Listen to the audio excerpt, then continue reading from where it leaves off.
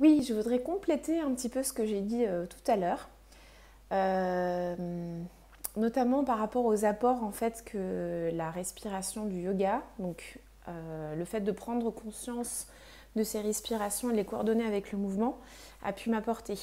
Euh, donc quand j'avais 17 ans, j'allais beaucoup danser la salsa et je me souviens très bien qu'au bout de 20-30 minutes de danse, euh, je crachais mes poumons. Ils étaient en feu, j'avais euh, la trachée, les bronches qui brûlaient de l'intérieur et j'avais besoin de boire énormément et d'aller m'éponger. Enfin, euh, et voilà, c'était vraiment quelque chose qui brûlait à l'intérieur de moi parce que je ne savais pas comment respirer et que du coup, comme c'est une danse qui est rapide, qui est très dans le cardio, on est tout le temps en train de faire un pas vers l'avant, pas vers l'arrière, faire des allers-retours, etc. Ça tourne, enfin, ça sollicitait beaucoup. J'avais besoin de beaucoup d'air.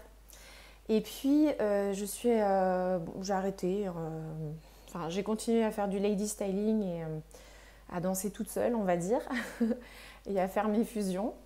Mais c'est vers l'âge de je pense 26 ans, 26 ou 27 ans, que je suis retournée à la salsa, donc, alors que ça faisait 10 ans que je n'avais pas forcément dansé avec des partenaires. J'avais continué de pratiquer, mais voilà, sans hommes.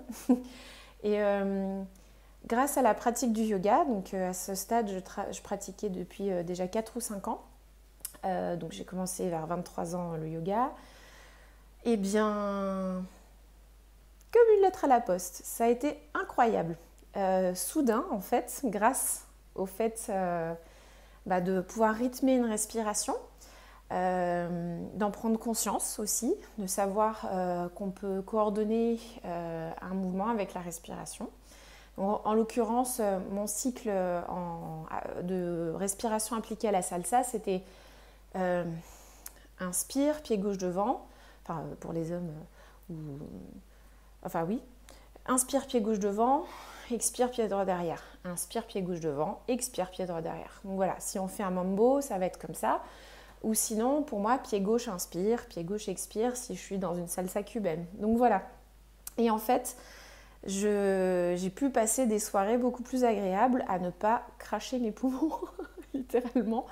Donc voilà, c'est un constat que je fais, que quand on apprend à bien respirer, des fois on a besoin de faire un détour scénique. On n'est pas obligé de uniquement pratiquer la danse.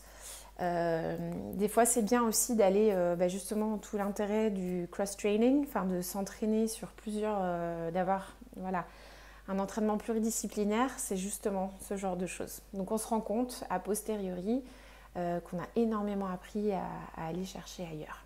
Et voilà.